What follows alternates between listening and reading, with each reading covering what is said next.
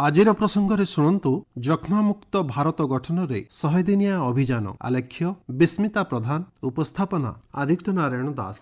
ଯକ୍ଷ୍ମା ରୋଗ ଏଭଳି ଏକ ମହାମାରୀ ଯାହାର କୌଣସି ପରିସୀମା ନାହିଁ। ଏହା ଏକ ବାୟୁବାହିତ ରୋଗ ଏବଂ ମାଇକ୍ରୋ ବ୍ୟାକ୍ଟେରିୟମ୍ ଟ୍ୟୁବରକ୍ୟୁଲୋସିସ୍ ନାମକ ଏକ ଭୂତାଣୁ ସଂକ୍ରମଣ ଦ୍ୱାରା ଏହା ବ୍ୟାପିଥାଏ।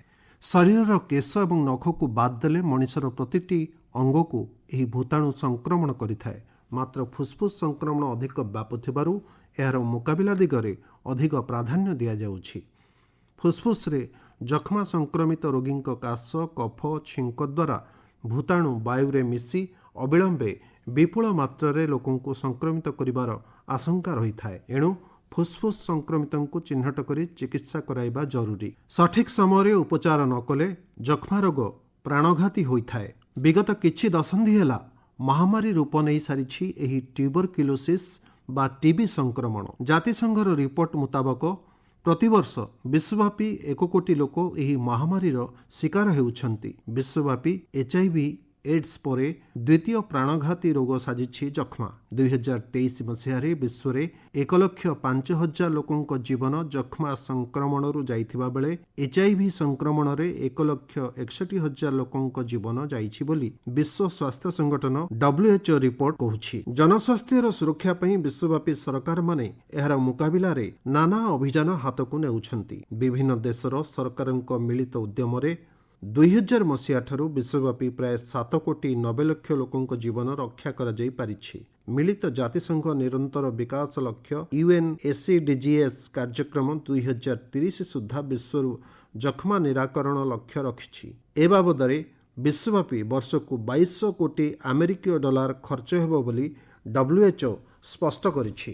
ଭାରତ ସରକାର ଯକ୍ଷ୍ମା ନିରାକରଣ ଦିଗରେ ଆଉ ପାଦେ ଆଗକୁ ବଢ଼ିଛନ୍ତି।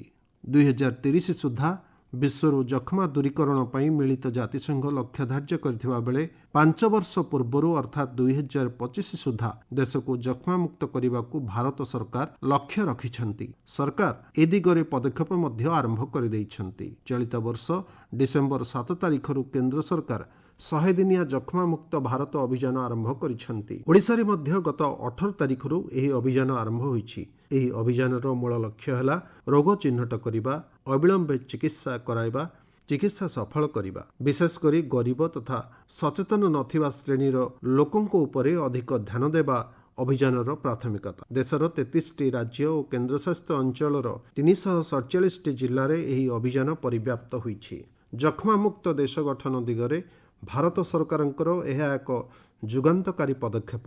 100 ଦିନିଆ ଏହି ଅଭିଯାନ ହେଉଛି ଭାରତ ସରକାରଙ୍କର ସ୍ୱାସ୍ଥ୍ୟ ବିଭାଗ ଅଧୀନ ଜାତୀୟ ଟିବି ଦୂରୀକରଣ ଅଭିଯାନ NTEPର ଏକ ଅଂଶବିଶେଷ, ଯାହା 2017ରୁ 25 ମସିହା ମଧ୍ୟରେ ଟିବି ମୂଳପୋଛ ଲାଗି ନ୍ୟାସନାଲ ଷ୍ଟ୍ରାଟେଜିକ୍ ପ୍ଲାନ୍ NSP ସହ ସହଭାଗୀ ହୋଇଛି। 2018 ମସିହାରେ ଅନୁଷ୍ଠିତ ଟିବି ନିପାତ ସମ୍ମିଳନୀ ଆଣ୍ଡ ଟିବି ସମିଟ୍ରେ ପ୍ରଧାନମନ୍ତ୍ରୀ ନରେନ୍ଦ୍ର ମୋଦି 2025 ସୁଦ୍ଧା ଭାରତକୁ ଟିବି ମୁକ୍ତ ଦେଶ ଗଠନ କରିବା ଲାଗି ଆହ୍ୱାନ ଦେଇଥିଲେ।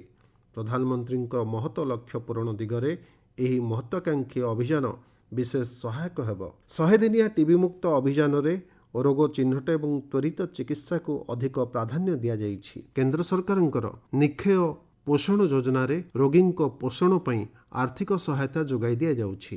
ସେହିପରି ପ୍ରଧାନମନ୍ତ୍ରୀ ଟିବି ମୁକ୍ତ ଭାରତ ଅଭିଯାନ ଜରିଆରେ ଯକ୍ଷ୍ମା ରୋଗୀଙ୍କୁ ବିବିଧ ଯତ୍ନ ଓ ଅନେକ ଗୁଡ଼ିଏ ସହାୟତା ମଧ୍ୟ ପ୍ରଦାନ କରାଯାଉଛି। ଏଠାରେ ସୂଚନା ଦିଆଯାଇପାରେ ଯେ ଟିବି ଦୂର କରିବା ଦିଗରେ NTEP ଦେଶରେ ଅନେକ ପଦକ୍ଷେପ ନେଇସାରିଛି। ଟିବି ସଂକ୍ରମଣ ହାର ବିଶେଷ ମାତ୍ରାରେ କମିଛି। 2015 ମସିହାରେ ପ୍ରତି 1 ଲକ୍ଷ ଜନସଂଖ୍ୟାରେ ଟିବି ସଂକ୍ରମିତଙ୍କ ସଂଖ୍ୟା 237 ଥିବାବେଳେ 2023ରେ ଏହା 17.7% ହ୍ରାସ ଘଟି ପ୍ରତି 1 ଲକ୍ଷରେ ସଂକ୍ରମିତ ସଂଖ୍ୟା ରହିଛି 195। ସେହିପରି 2015ରେ ପ୍ରତି 1 ଲକ୍ଷ ଜନସଂଖ୍ୟାରେ ଟିବି ମୃତ୍ୟୁ ସଂଖ୍ୟା 28 ଥିବାବେଳେ 2023 ବେଳକୁ ଏହି ସଂଖ୍ୟା 22କୁ ହ୍ରାସ ପାଇଛି ବୋଲି ଜଣାପଡ଼ିଛି।